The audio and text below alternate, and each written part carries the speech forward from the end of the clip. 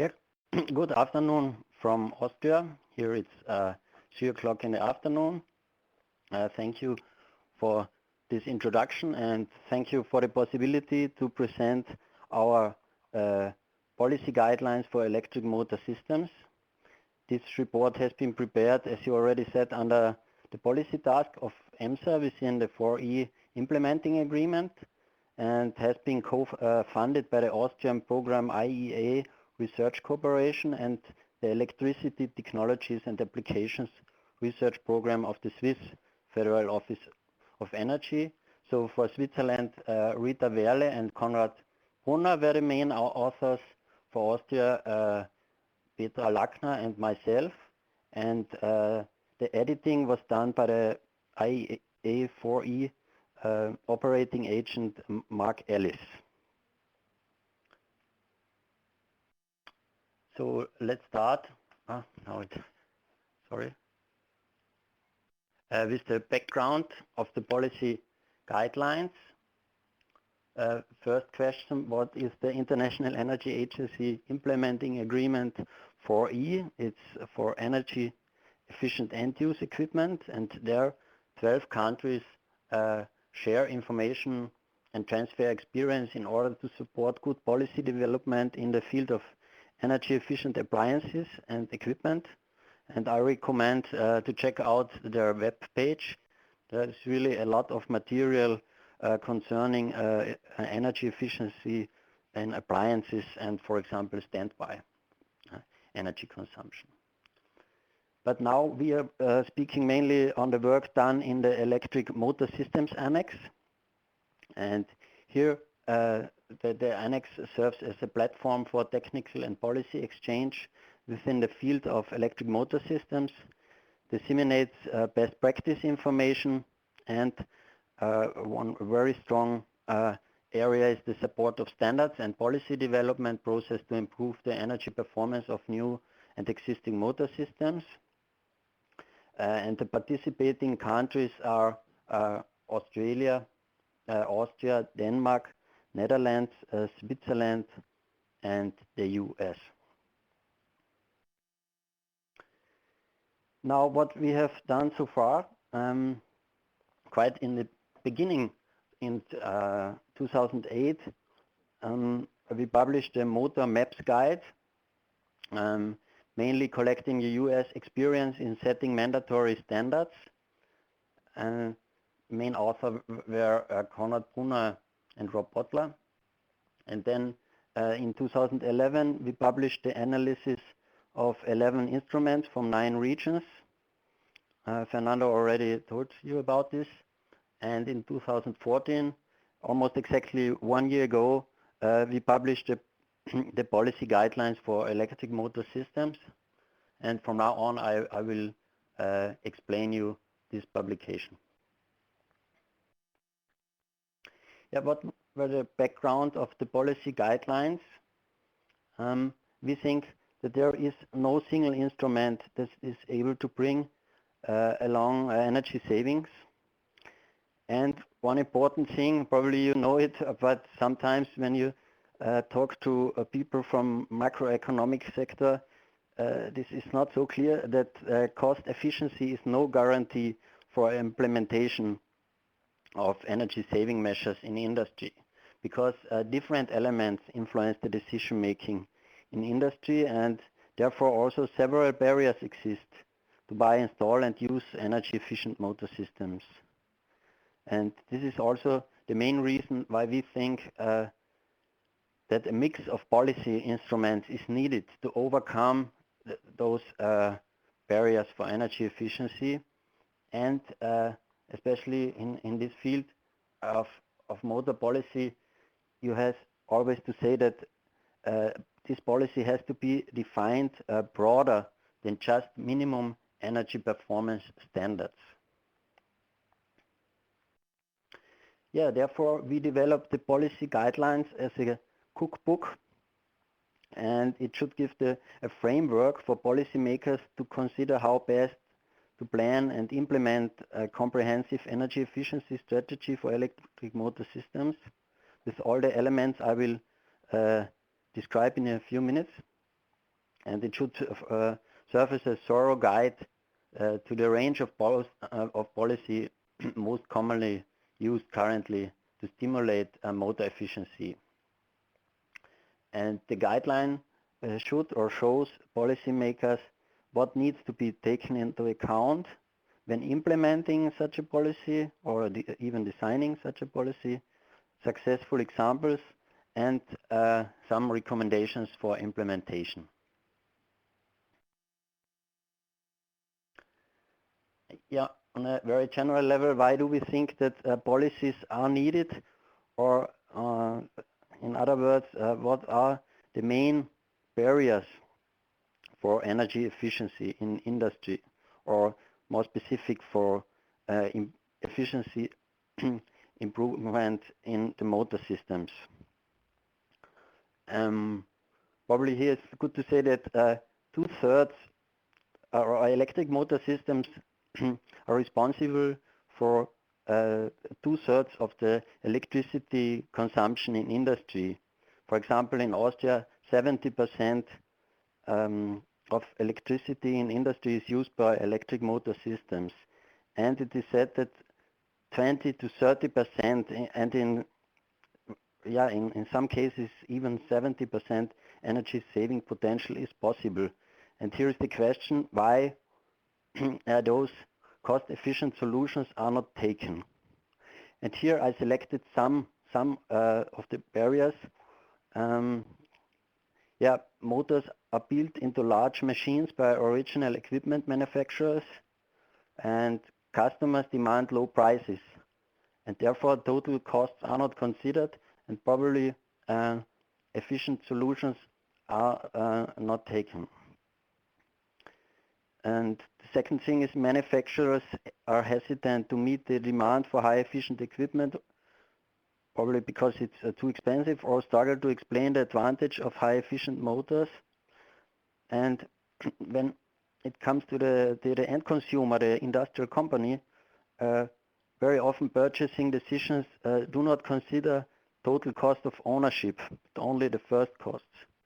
On a very general level, energy costs are seen to be too low, and furthermore, when you think of optimizing your electric motor systems, there is sometimes a complexity or a lack of know-how and resources, especially in industrial companies. Then motors are very often oversized, inefficient in low load conditions, and furthermore, when you have to take saving measures, production managers are fearing production standstill. This is not a complete list of barriers, but some barriers that should be taken into account. So now I want to introduce you to the Motor Policy Toolkit.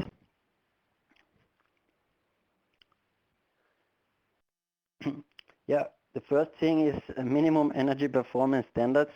They are the strongest instrument to move the market and the basis for each motor policy. They prohibit low efficient motors to enter the market. The second is labels can move the market even further by giving incentives for the production and also for purchasing of very high efficient motors, and generally provide information to the customer which motor is the best. But when you think, for example, of the fan on the roof of your office building, then which is very often running on Saturday or on Sunday, even if the building is closed, those two instruments have no effect. And therefore, depending on the age of running motors, those policies are relevant only for approximately 5 to 10% of motors, and only look at the efficiency of a single component. But to reach the bulk of motor systems that are already installed, additional policy instruments are necessary. And here, first, for example, voluntary agreements with industry to reach certain energy saving targets. they can lead to real implementation, and energy management and energy audit programs are the basis for analyzing existing motor systems and for developing suggestions of measures for improvement on a broader scale. Then the company motor policy is an instrument to repair, optimize and replace motor systems in an efficient manner. I will explain shortly what I understand under company motor policy. Then financial incentives can give motivation to companies and managers to invest in new technology and replace old running systems. And finally, raising awareness and information provision is, in our opinion, the basis for all mentioned instruments. The people are informed on the possibilities of optimized systems and for proper implementation of those instruments. So for example, if you look only at financial incentives, you always have an awareness raising topic there too. Now, I briefly go through the elements of the Motor Policy Toolkit. Let's start with the minimum energy performance standards. They, as already said, define minimum level of energy performance that products must meet and therefore accelerate and focus market transformation towards higher efficiency in motors. And they address the barrier that higher efficiency technology is often more expensive, and it's seen as the strongest instrument to achieve energy efficiency improvements. Examples you can look up in our guide is a global overview on the different countries and regions which already set minimum energy performance standards, and there's a special focus on the US and Europe in the guide. Yeah, some selected recommendations for policymakers thinking of introducing minimum energy performance standard. First, they should investigate whether there is an international standard for testing and energy efficiency classification. For electric motors, it's clear that it's the IEC 60043 series. Then MEPS should be applied similar within one region. Furthermore, you should seek to learn from experience of other countries and assess the impact of the planned minimum performance standards. And very important, involve all relevant stakeholders from the beginning. Then this is quite new because up to now mainly MEPS were defined for motors.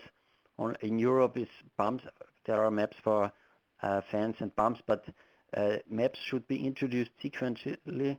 So first then components, and then policymakers should think of MEPS for integrated systems.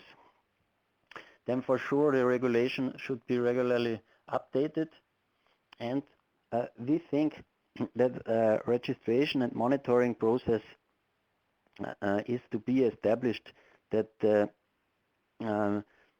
policy can really bring all the planned savings.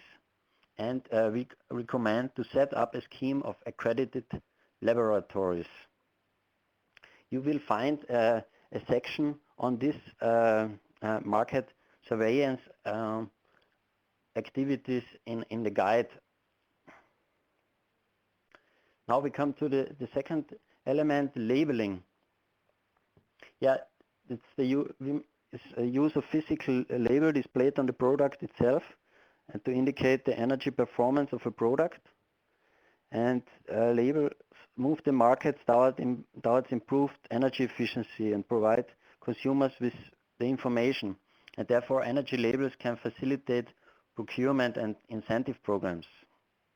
And they are also related to international testing standards, and there we also recommend a strong monitoring, verification and enforcement regime as for the minimum energy performance standards. We only have one example here, the Chinese energy label for motors in the guide. What are some of the labeling recommendations? The design must be easy to understand to reflect the requirements of the labeling scheme. Then you should think of the registration procedure for use of the label and decide on, for example, should the labels be printed out by a manufacturer or provided by authority. Then you can think of mandatory or voluntary labels. And at the beginning, you should think of the performance scale for comparative labels. They should be sufficiently broad to allow differentiation, and to avoid bunching of products within one category at the top. For example, IE2 for frequency converters is a current discussion. And then for sure review periodically thresholds to reflect advances in technology. Yeah, as I said, with this example, the fan on the roof of your building, you should also think of already installed systems. And one option is to make voluntary agreements that are convenient between public authorities and individual firms to improve energy efficiency. And usually they are binding once a party agrees to the agreement. They usually set quantitative targets, for example, energy efficiency improvements or CO2 savings or energy savings. And there is the commitment from public authorities to support all actions, for example, via training, press releases, and so on. And crucial for voluntary agreements is an effective monitoring system. Usually the agreements include energy audits, preparation of an action plan, introduction of energy management systems, and then, as I already said, the monitoring. The voluntary agreements are flexible and have a high degree of certainty the targets are met, and usually are more acceptable to industry than other forms of policies. Examples mentioned in the guide are the European Motor Challenge Program or the Netherlands long-term agreements. I'm aware of quite a lot of other voluntary agreements, but we picked out those two. But our recommendation, we think you should consider motor-specific issues when designing voluntary agreements.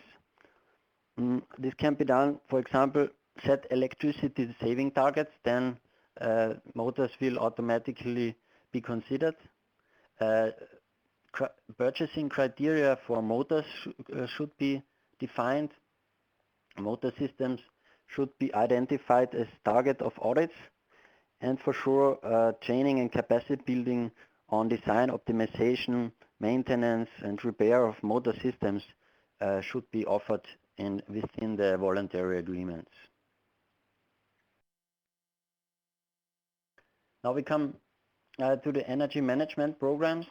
They're quite related to voluntary agreements. What is energy management?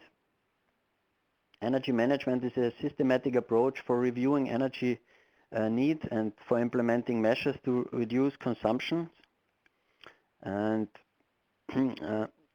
energy management programs accelerate the uptake of energy management.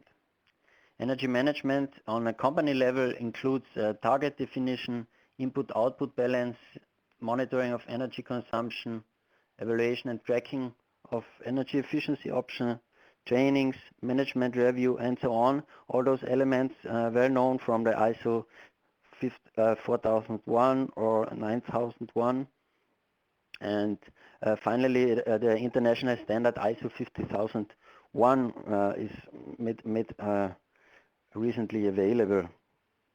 And I think from energy management or from the ISO 50001, the main elements is continuous improvement of energy efficiency and the involvement of top management. We selected some examples for our guide, the Superior Energy Performance Partnership in the US, the Danish Agreement on Industrial Energy Efficiency, or the ISO 50001 tax reimbursement scheme in Germany.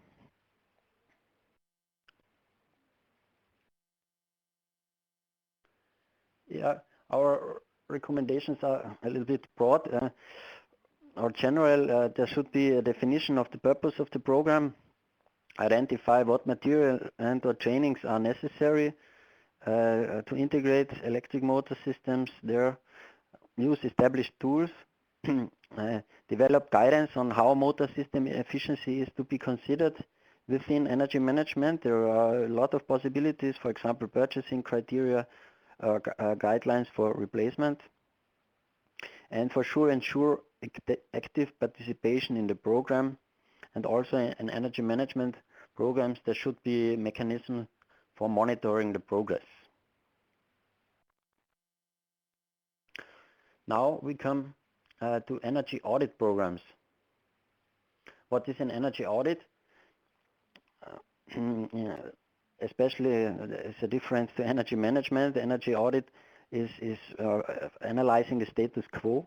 It's a systematic inspection of energy use of a system to identify energy flows and potential for energy efficiency improvement, and usually it stops with the recommendation of a saving measure. And audit programs encourage and support companies to conduct energy audits. And they overcome barriers of know-how, complexity of analysis of systems on site. And there are mandatory or voluntary energy audit programs all over the world. They include usually an interval at which energy audits should be conducted, for example 1 year or to 4 years. Then they recommend a specific audit methodology. In Europe, for example, the EN 16247, but there are also ISO standards specific energy, they are called energy assessment standards for pumps and compressed air, like the ISO 11011 for compressed air.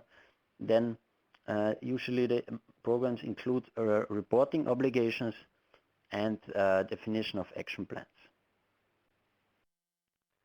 Examples in our guide is the European Energy Efficiency Directive, an example from Austria, a Swiss motor check method, the Dutch Green Deal, and an overview on the international standards on energy auditing. What are our recommendations? We think there should be a goal clearly to be defined, and for example the number of audits or savings. Then it should be identified what materials are necessary. For example, energy auditing guidelines for motor systems. Then there should be a definition how training and qualification of energy auditors will be organized. There should be a definition of the content scope of the training, and a specification that motor systems as area have to be considered, and furthermore there should be a monitoring mechanism implemented. I show you a short example of what we did in Austria. We built up a standardized training for energy auditors. We built up 1 day each year. So for the last 9 years we built up 9 days, and we started mainly with the optimization of motor systems, like the optimization of compressed air systems, pump systems, and ventilation systems. And these are training specific for energy auditors, and they get guidelines to conduct this, for example, energy auditing in compressed air systems.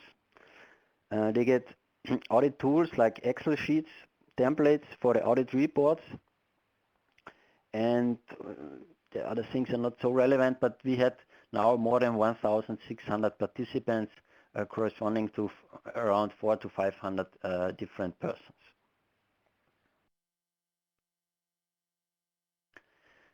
Now, what is the company motor policy?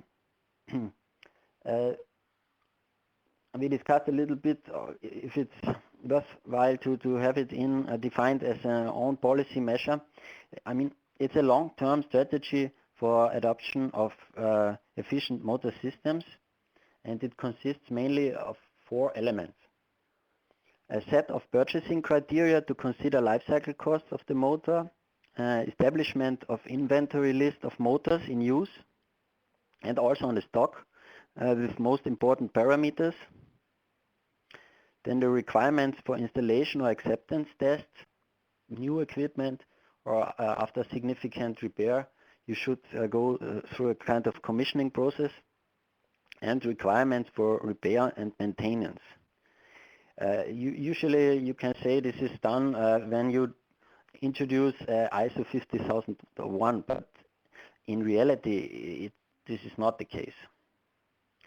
And we have some examples like the practice, the ANSI recommendation practice for repair, and the Swedish PFE program who did activity in this area. Here you see a very interesting analysis done by the Swiss colleagues and published last year, and here you see 56% of the motors are older than the operating life, and these older motors are 99% too old. On the on axis you see the motor size from almost 0 kilowatt to 1 megawatt, and on the other axis you see the age of the motors, and each point is corresponding to a motor, and they checked more than 4,000 motors. And you see, for example, in the area of 1 kilowatt motor output power, you see the oldest motor almost 60 years old, and the red lines is the operating life expectancy. Usually you say a motor has a life expectancy of 10 years, and usually when you calculate energy saving measures, you take, for example, the 10 or 15 years life expectancy, but in reality motors are installed and yeah, for quite a long time. And therefore we think purchasing criteria should be integrated in energy management programs, and those criteria should be defined with manufacturer associations. National energy audit programs should be required to include motor inventory lists. There should be procedures for replacement, installation, repair in energy management systems, and for sure there should be trainings on these issues. Now we come to financial incentives. On a very general term level, it's the provision of monetary benefit to individuals to encourage actions that might not occur otherwise. And in the guide we discussed quite a lot of incentives like tax incentives, rebates, grants, loans, contracting, leasing, on-bill financing, and usually they overcome barriers like high initial costs, access to internal funds, and short payback periods. For each single kind of financial incentive, we've found an example. For example, the Swiss EASY program, the cash rebates from the energy utility Excel in Colorado. They give rebates for high efficient motors and also for frequency converters. Then we have KfW Bank in Germany, which give loans at very low interest, on a very low interest level for investments in energy efficiency, then the San Diego on-bill financing and UK enhanced capital allowance scheme and energy investment allowance in Netherlands. There you can write off the investment in energy efficient technologies, for example, within 1 or 2 years against taxable profits. And one interesting program for ESCOs is in the US. I mentioned an accreditation program. Here is an example also from our Swiss, the graph is not here, the Swiss EASY program using grants to encourage energy audits. I'm sorry, I didn't see it when I checked the slides, that this graph is not visible anymore, but here they within the Swiss motor check, they defined 4 steps, starting with the efficiency potential in check in step 1. Step 2 is providing a motor list. Step 3 is on-site test, measuring of the motors, and step 4 is the implementation. And the interesting thing of this program is that they give 100% subsidy for the first step, so for the general efficiency potential scan. But then from step to step, the subsidy is share of subsidy is decreased to 10% for the implementation.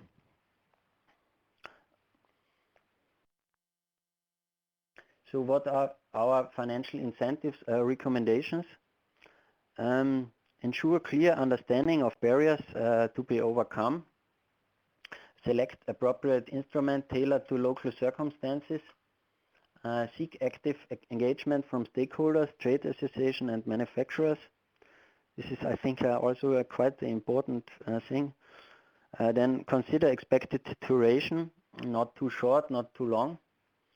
Ensure that program design is transparent and simple as possible, and consider sustainability of the program and build in an evaluation mechanism. Now, awareness raising, I think this is quite an important part. Yeah, there are different kinds of possibilities, how the material looks like. There is, for example, general awareness raising materials and activities, can be best practice case studies or awards. Then technical assistance materials like guides and trainings, and self-assessment materials such as energy saving system optimization calculators. And here are 2 examples. One for the award, there was the Global Efficiency Medal of the SEED initiative. They tried to find the most efficient motor in the world. And this is a tool developed also in the Electric Motor Systems Annex for calculation of the efficiency of a complete electric motor system, consisting of the load, transmission, and the motors and drives. You can download this from the motorsystems.org webpage. Yeah, what are our recommendations? You should undertake preliminary investigations to understand the information gap, what action you wish the target audience to undertake, which tools are necessary you should think of, consider how the materials used will be delivered to the audience, tailor the materials to the group. This is also quite important because in industry a lot of different stakeholders decide on energy efficiency.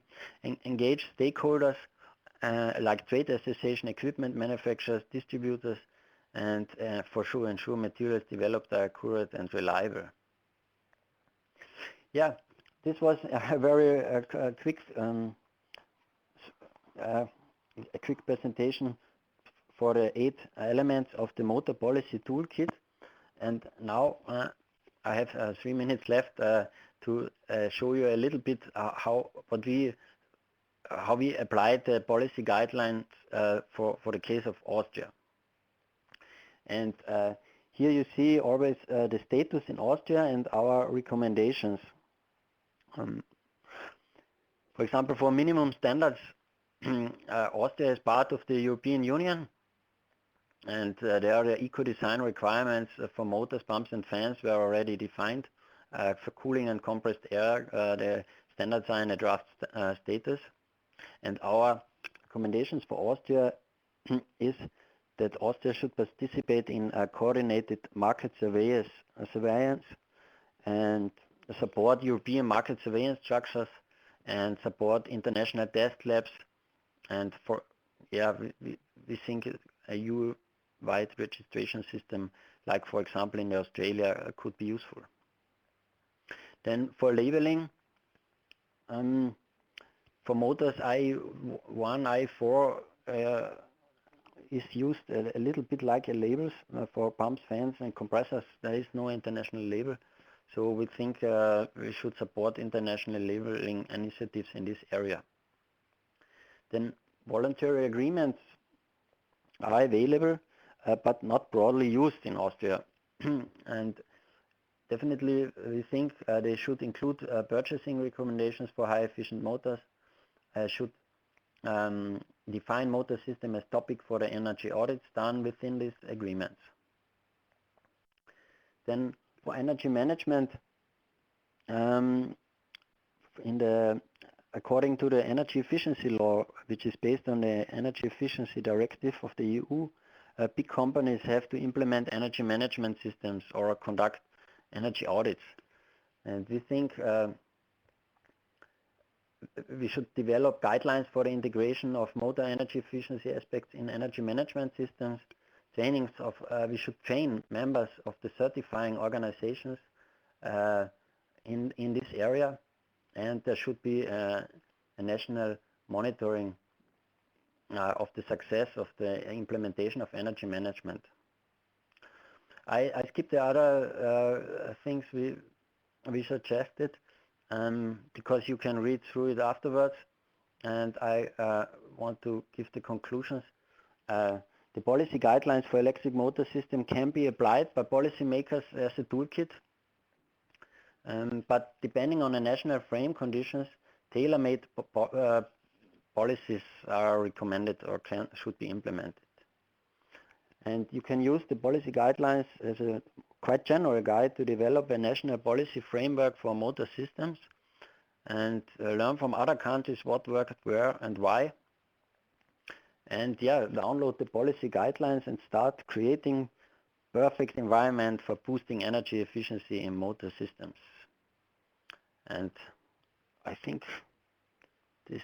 here you have my contact details